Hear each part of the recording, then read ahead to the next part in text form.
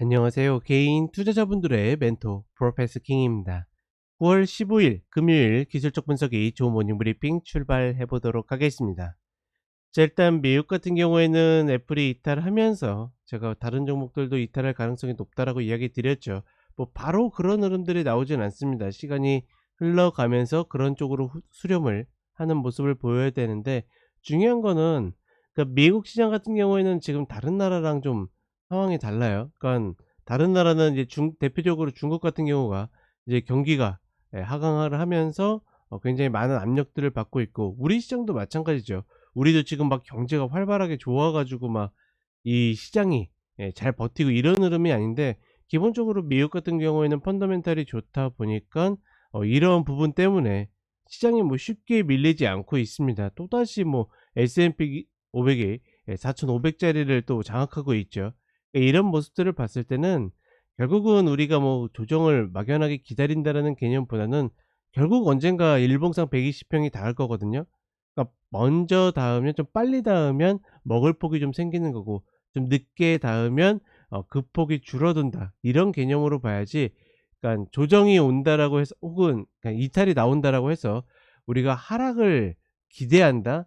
제가 봤을 때는 결국은 하락이 나오면 매수 타이밍을 보는 거지, 매도 타이밍을 보는 건 아니지 않을까라고 보고 있습니다. 한국 같은 경우에도 재밌죠. 제가 분명히 그 코스닥하고 코스피하고 이탈이 나왔다고 이번 주 초에 이야기 드렸는데, 바로 어제도 이야기 드리지 않습니까? 주도주의 매수 타이밍에 대해서. 그리고 2차 전지가 어제 아니면 오늘 매수 타이밍이라고 했는데, 어제가 뒤는 흐름이 나왔고, 어제 이제 뭐 거의 다 시가 저가를 만들었죠. 그렇다 보니까 이제 저도 저희 가족분들하고 어제 매수를 장 초반에 들어갔고, 그러니 지금의 시장이 이탈이 나온다라고 해서 긴 조정을 생각하고 있으면 계속 어떻게 보면 당하는 겁니다. 우리가 그 추세장 때 보통 그런 일들이 있죠. 쉽게, 그러니까 빠르게 태세 전환을 해 가지고 역방향을 보기 시작하게 되면 계속 역방향을 타다 보니까 고생하게 되는데, 지금도 마찬가지로 그러니까 이탈이 나왔다라고 해서 반대를 보고 있는 게 아니라, 아직까지 매수 플레이어는 매수 타이밍을 봐야 된다. 대표적으로 이제 여기 오늘 이야기 드린 NC소프트도 마찬가지로 지수에 비해서 저런 위치에 있는 종목들이 꽤 있기 때문에, 그러니까 강한 종목 좋아하시는 분들은 2차 전지 들어가면 되는 거고, 그렇지 않은 분들은 저런 NC소프트와 같은 자리들이 많기 때문에 저런 자리 들어가면 되는 거고. 그러니 지수를 너무 그렇게 고민하고 생각하지 마시라. 한국 시장은 오늘 양봉이 좀 연속적으로 필요한 날이다, 그렇게 인지를 하시면서 보시면 되겠습니다. 자, 그럼 간단하게 차트 보면서 이야기를 드리도록 하겠습니다. 자, 나스닥 30불 선물 차트인데, 장 초반에 꺾이나 싶었는데 딛고서 바로 움직이는 모습을 보여주고 있고, 그 중에 하나는 역시나 미국 시장은 경제적으로 펀더멘탈이 탄탄하다. 그리고 말 그대로 다우가 나름 선행을 하면서 가장 먼저 이 120평에 닿을 수 있는 조건을 만들었는데, 얘조차도 어떻게 보면 외면하고 올라간다라는 것은, 우리가 저거를 닿기 위해서 막 여기서 매도 친다, 그러니까 베스트 매수 타이밍을 놓치는 거지, 매도를 쳐 가지고 저기까지 끌고 간다라는 의미는 아니게 된다. 나스닥도 일단은 또다시 양호 상단에 오게 생겼죠. S&P 500도 4,500 라인을 또다시 장악했다라는 거. 이런 것들을 보게 되면 우리가 억지로 계속 매도 쳐 가지고 어떻게든 저기까지 끌고 가겠다라는 생각보다는 베스트 매수 타이밍은 안 주는구나. 근데 이렇게 움직임에도 불구하고 어떻게 됩니까? 종목들은 나름 매수 타이밍을 준 적은 있다. 자, 그다음에 종목 하나 보게 되면 노스롭 그루만입니다. 본 종목은 일단은 최저가, 그쵸? 저가를 갱신한 이후에 어떻게 됩니까? 다시 밑꼬리 양봉이 발생을 했죠. 제가 늘 이야기 드리는 좋아하는, 그냥 일단은 저점 다시 깨기 전까지는 잡고 보는 봉이 발생을 했고, 물론 이제 이 변동성이 큰 종목이 아니기 때문에 짧긴 하지만 상대적으로 어떻게 됩니까? 명확한 봉을 만들어 놨죠. 그러니 이런 봉도 잡아도 되는 겁니다. 다만 이제 얘는 어떻게 됩니까? 저가를 안 깼어요. 이봉을 만들 때의 조건은 뭡니까? 최저가를 깨고 있어야 된다라는 거. 그 상태에서 나왔기 때문에 여기에서 다시 어떻게 합니까?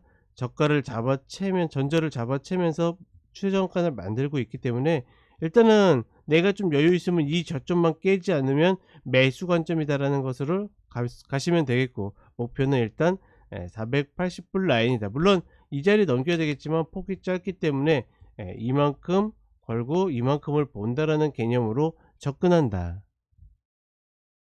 자, 그 다음에 우리 시장으로 오게 되면 22평과 120평이 맞물리는 자리에서 음봉을 보였다가 하루 만에 다시 양봉으로 끌어올리는 모습을 보여줬죠.